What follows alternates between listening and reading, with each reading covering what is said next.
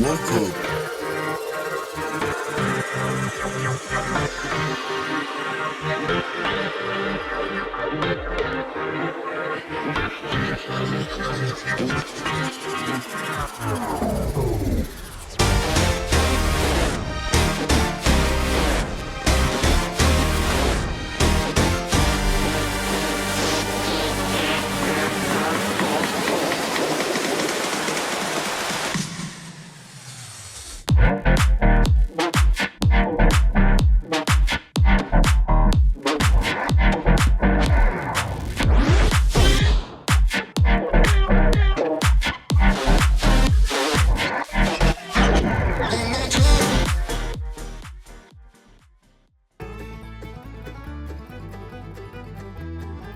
Welcome to the Everything Podcast.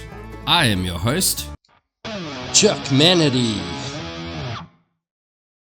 And in today's episode, we're going to be covering Love, Death and Robots Season 1, Episode 6, which is called When the Yoghurt Took Over.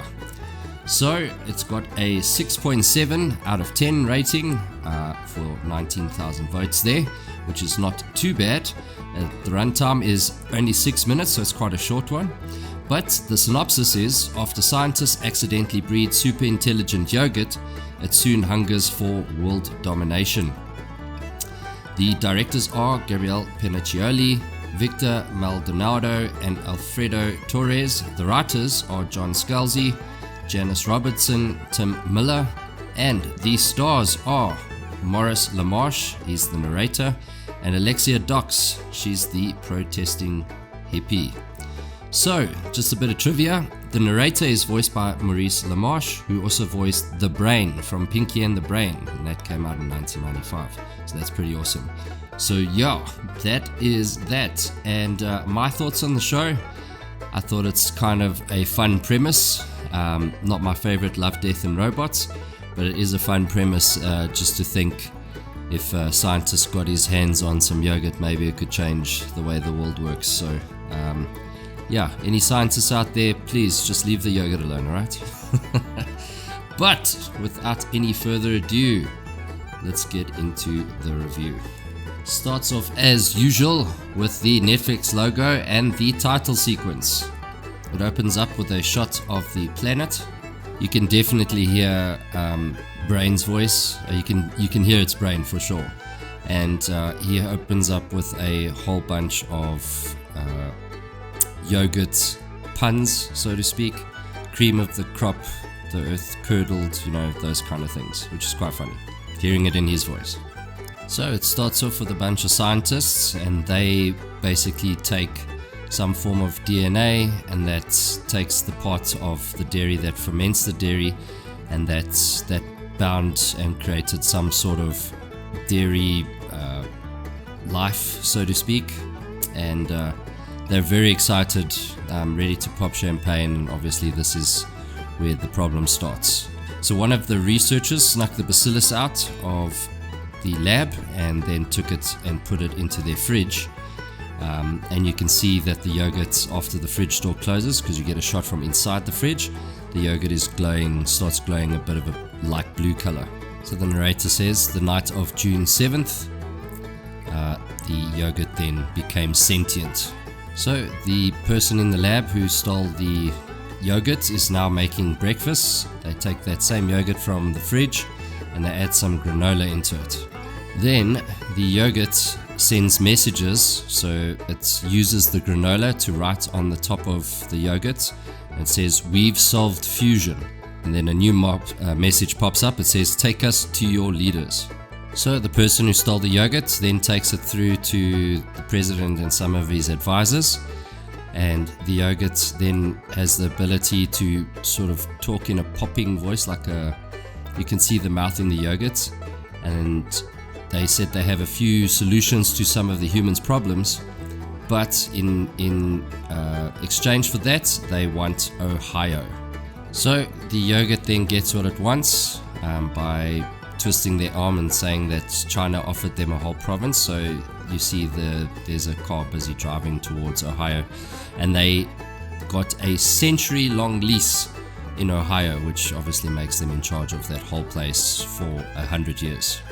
The yogurt promises to look after the Constitution and the human rights, and there's a young fella who's working in what looks like the yogurt lab, and there's monstrous yogurt silos and huge glass tubes with the yogurt in it. So it then goes to another shot with the president, and there's a yogurt on the table, and he now gets the formula to eradicate national debt, to which he has a smile, because now he's going to be the president that's in charge when the national debt is eradicated. So the yogurt then tells the president they have to follow it to the letter, and the narrator says that they, being politicians, obviously didn't, and within 6 months the world's economy collapsed. The only place that remained unscathed was Ohio, and that's obviously where the yogurt resides. The government then put the country in a state of martial law and gave the yogurt complete executive control over the United States. And then you see a scene where the flag is taken down, the American flag, and it's replaced by a flag that's completely white, which is obviously the yogurt overlords. So after the yogurt takes control, there was a bunch of people that were protesting outside the White House, and they were obviously not happy that the yogurt is now taken over. So 10 years later, after all the riots erupted, and you actually see one of the guys that was a rioter now is the shot switches over to similar back shots of the back of his head, and you see him in a very futuristic home. So now with the yogurt being in charge, everyone's healthy, wealthy, everything's going smoothly, and all fantastic, following the yogurt's instructions to the letter, of course. So the yogurts then have spaceships which they built, which look like the silos that they were in, but it's those little tubs of yogurt that you get, same shape.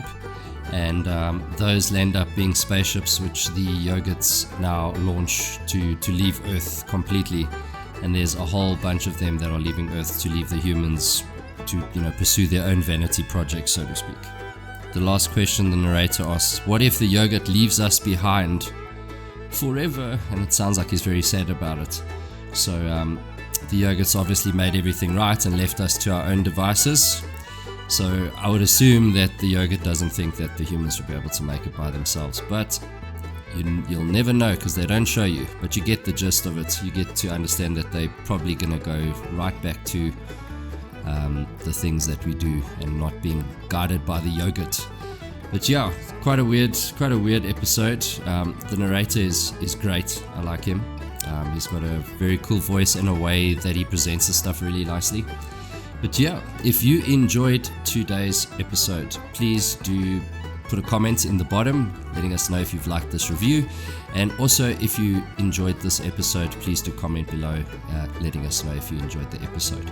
But besides that, there's a few things that Ben has up his sleeve that's coming quite soon. The ones in question that I am pretty excited about is The Boys, and also an Avengers comic run. So that is something to look forward to, amongst a bunch of other things as well. So keep watching and tune in, and you'll be able to see all the things that we're going to be reviewing over the next couple of weeks. When I say we, I mean Ben. So yeah, I'm obviously doing the Love, Death and Robots, and as soon as Ben has a few episodes ready to rock and roll, then he will get that through to me and we will get it to you. So some exciting stuff to look forward to. But besides that, going back to today's episode, if you enjoyed today's episode and you liked our review, please show us some love by liking, sharing and subscribing. And besides that, we'll see you real soon. Goodbye.